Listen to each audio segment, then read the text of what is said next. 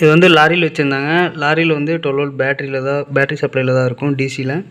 So நம்ம வந்து transformer use பண்ணாதனால 12 வோல்ட் டிசி சப்ளை தான் எடுக்கணும். ஸோ நம்ம அந்த 12 வோல்ட் டிசி சப்ளைக்கு வந்து இந்த இது இருக்குல்ல, என்னோடய ஆம்பிளிஃபையரில் வந்து பின்னாடி வந்து நம்மளுக்கு வந்து டிசி சப்ளைக்கு இன்புட்டு கொடுத்துருப்பாங்க. ஸோ அதுலேயுமே நம்ம அவுட்புட் எடுக்கலாம். ஸோ இதுலேருந்து 12 வோல்ட் நான் அவுட்புட் எடுத்து இதுக்கு கொடுத்துருக்கேன். ஸோ இது என்ன ப்ராப்ளம் அப்படின்னா, இது வந்து ஆன் ஆகலை.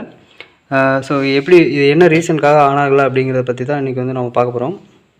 அதை செக் பண்ணி பார்க்கலாம் என்னென்னு. ஸோ ஆம்பிளிஃபையர் வந்து பார்த்திங்கன்னா ஆனில் தான் இருக்குது. பட் இது வந்து பார்த்திங்கன்னா ஆன் ஆகலை. ஸோ அதை செக் பண்ணி பார்க்கலாம். ஃபஸ்ட்டு எங்கள் பேக்கில் வந்து 12 வோல்ட் சப்ளை வருதா, டிசி சப்ளை வருதான்னு செக் பண்ணிடுவோம். மல்டிமீட்டர் எடுத்துகிட்டு டிசி வச்சுக்குவோம். டிசி 200 வச்சுக்குவோம்.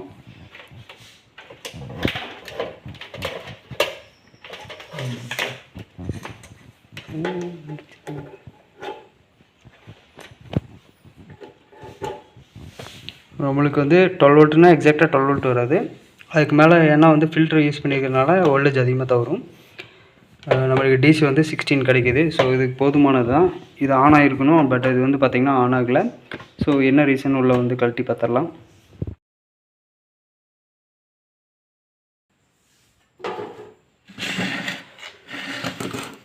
இதுதான் இதில் யூஸ் பண்ணிக்கிற ஐசி வந்து பார்த்திங்கன்னா STK 4392. இது வந்து கிட்டத்தட்ட ஒரு 24 வோல்ட் வரைக்குமே தரலாம், ஒன்றும் ஆகாது. அடுத்து வந்து இதுலேருந்து பார்த்திங்கன்னா இல்லை 2 இது ஸ்டீரியோ தான். இந்த ஐசி வந்து ஸ்டீரியோ தான். ஸோ சிங்கிள் ஐசிலேயே ஸ்டீரியோ லைன் எடுத்துக்கலாம். ஸோ அந்த மாதிரி தான் இருக்குது. பட்டு நம்மளுக்கு வந்து பவர் சப்ளை தான் வரல. ஸோ ஃபஸ்ட்டு வந்து நம்ம இன்புட் பவர் சப்ளை கொடுத்து இங்கேருந்து செக் பண்ணிட்டு போவோம். ஃபஸ்ட்டு இன்புட் கொடுத்துக்கலாம். ஃபஸ்ட்டு இன்புட்டு கொடுத்துட்டு நம்மளுக்கு லைன் இங்கே வந்து இன்புட் வருதா அப்படிங்கிறது செக் பண்ணிக்கலாம். வோல்டேஜ் கிரவுண்ட் வந்து இங்கே கொடுத்துருக்காங்க. அதாவது மைனஸ் வந்து ஸ்ட்ரெயிட்டாக கிரவுண்ட் மாதிரியே கொடுத்துட்டாங்க. பாசிட்டிவ் லைனில் வைக்கிறேன். ஓகே, நம்மளுக்கு வந்து இன்புட் வருது, 16 வோல்ட் வருது. அடுத்தது அவுட்புட் வருதான்னு செக் பண்ணணும். இது வந்து சுவிட்ச் லைன் போகுது. சுவிட்ச் லைன் போயிட்டு சுவிட்ச் லைன்லேருந்து அவுட்புட் வருதான்னு செக் பண்ணணும். சுவிட்ச் லைன்லேருந்து அவுட்புட் வரல. ஆஃப் பண்ணிக்கலாம். ஸோ ஆன் பண்ணிவிட்டு இப்போ செக் பண்ணலாம்.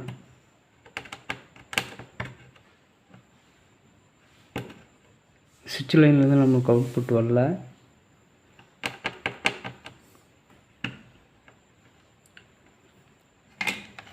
ஸோ சுவிட்ச் வந்து ஃபஸ்ட்டு வந்து கரெக்டாக இருக்கா அப்படிங்கிறத வந்து செக் பண்ணிக்கலாம். அதுக்கு வந்து நீங்கள் என்ன பண்ணுறீங்க அப்படின்னா, டிஸ்கனெக்ட் பண்ணி விட்டு லைன் வந்து டிஸ்கனெக்ட் பண்ணி விட்டு மல்டிமீட்டரில் கண்டினியூட்டி வச்சு செக் பண்ணி பார்த்துருவோம் சுவிட்ச் வந்து கரெக்டாக இருக்கா அப்படின்ட்டு.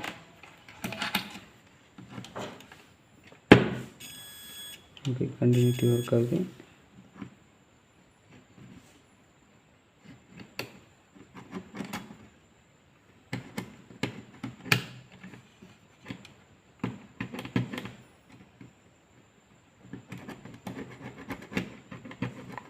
லைன் வரல.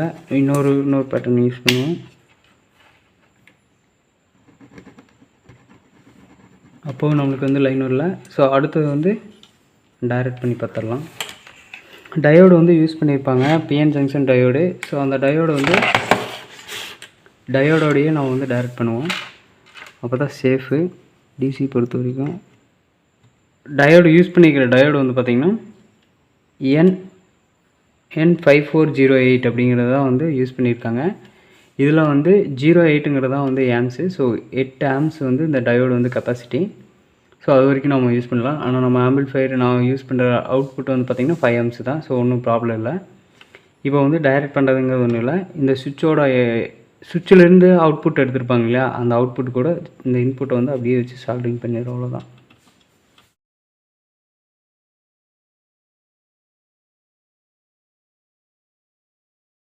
இப்போ வந்து ஆன் பண்ணி பார்க்கலாம்.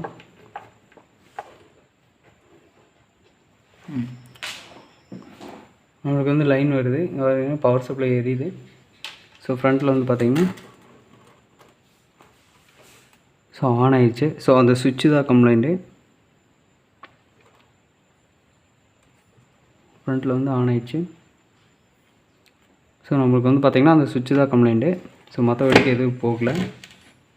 இது வந்து என்ன ப்ராப்ளம்னா நம்மளுக்கு வந்து ஆன் ஆகலை அப்படின்னு சொல்லிட்டு கொண்டு வந்தாங்க. ஸோ ஆன் ஆகலை அப்படின்னா நீங்கள் வந்து ஸ்ட்ரெயிட்டாக வந்து பெருசாக வந்து இமேஜின் பண்ண தேவையில்லை. ஜஸ்ட் பவர் சப்ளை இன்புட்டு கொடுத்துட்டு அடுத்தடுத்து நீங்கள் வந்து செக் பண்ணிங்க அப்படின்னாவே வந்து உங்களுக்கு ஒரு சொல்யூஷன் கிடச்சிரும். மேக்ஸிமம் வந்து பார்த்திங்கன்னா பவர் சப்ளை இன்புட்லேருந்து அவுட்புட் போகும்போது தான் நம்மளுக்கு வந்து ப்ராப்ளமாக இருக்கும் ஆன் ஆகலை அப்படிங்கிறது. ரேர் தான் வந்து பார்த்திங்கன்னா உள்ளே வந்து ஷார்ட் சர்க்யூட் இந்த மாதிரி ஆகுது, நம்மளுக்கு வந்து போர்டு போகிறது இந்த மாதிரிலாம் கம்ப்ளைண்ட்டில் ரேராக தான் இருக்கும். இதுலேயும் வந்து பார்த்திங்கன்னா நம்மளுக்கு வந்து ஐசி வந்து தனி அதாவது வந்து எந்த செட்டுக்குமே பொறுத்த வரைக்கும் ஐசி வந்து தனி சர்க்யூட்டாக இருக்கும். நம்மளுக்கு ரிமோட் கண்ட்ரோல் போர்டு வந்து தனி சர்க்யூட்டாக இருக்கும். ஏன்னா இங்கே வந்து பார்த்திங்கன்னா 5 வோல்ட் ரெகுலேட்டர் கொடுத்துருப்பாங்க, 12 வோல்ட் ரெகுலேட்டர் கொடுத்துருப்பாங்க. 5 வோல்ட் ரெகுலேட்டர் வந்து பார்த்திங்கன்னா நம்மளுக்கு வந்து யூஎஸ்பி கிட்டு இந்த இதுக்கெல்லாம் வரும். 12 வோல்ட் ரெகுலேட்டர் வந்து பார்த்திங்கன்னா நம்மளுக்கு இந்த மாதிரி பேஸ்டபிள் போர்டுக்கு இந்த மாதிரி தனியாக வரும், பிரித்து கொடுத்துருப்பாங்க. ஸோ அவ்வளோதான். இந்த வீடியோ வந்து சும்மா சிம்பிளாக தான் எடுத்தேன். வந்தாங்க கொடுத்தாங்க, இன்றைக்கி ரெடி பண்ணி தர சொல்லி கொடுத்தாங்க. ஸோ அதனால் வந்து ஜஸ்ட் ஒரு இதாக தான் எடுத்தேன். மேஜர் ப்ராப்ளம் ஏதோ ஒன்று இருக்குமோ அப்படின்ட்டு எடுத்தேன். பட் இது வந்து பார்த்திங்கன்னா சிம்பிளாக முடிஞ்சிருச்சு. So thank you for watch. இந்த வீடியோ பொறுத்த வரைக்கும் பெருசாக நம்ம எதுவும் டெக்னிக்கலாக உள்ளே பண்ணல.